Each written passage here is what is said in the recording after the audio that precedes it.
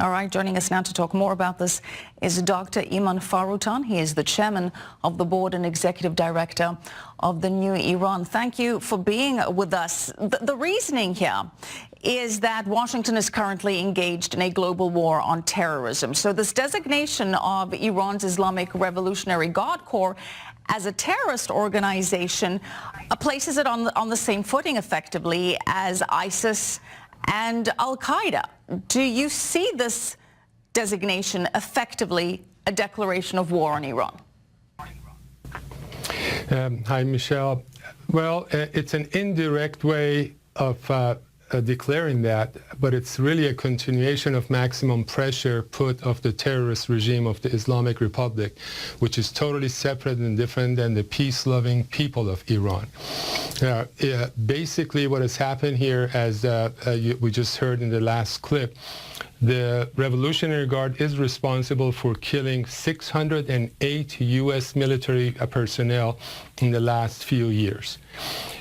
Now, by putting them on the terrorist list, it has quite a few potential effects, some of them potentially very dangerous.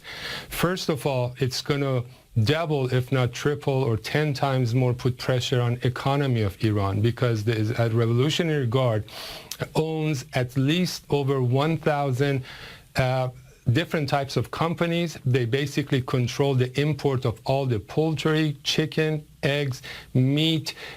They control that. They build all the bridges and dams and roads in Iran. So all the recent floods inside Iran, which has basically overwhelmed like 80% of Iran, is a direct result of the incompetence of the Revolutionary Guard. They have had their arms and their fingers in just about everything. They own and control their own export of oil that nobody in the government knows about. So the impact is going to be very strange and actually very big, because now the European companies who have been dealing with some purely economic or transactional companies, now that we know those companies have association or part ownership by the Revolutionary Guard, potentially European and US or other countries cannot even work with those, because they'll be supporting a company that actually has its roots or ownership in Revolutionary Guards.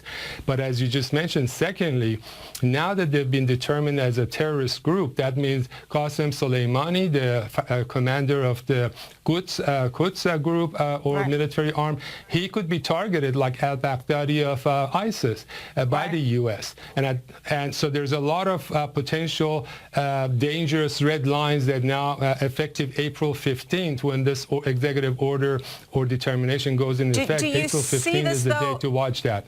Do you see this, though, as a precursor to military action from the U.S.?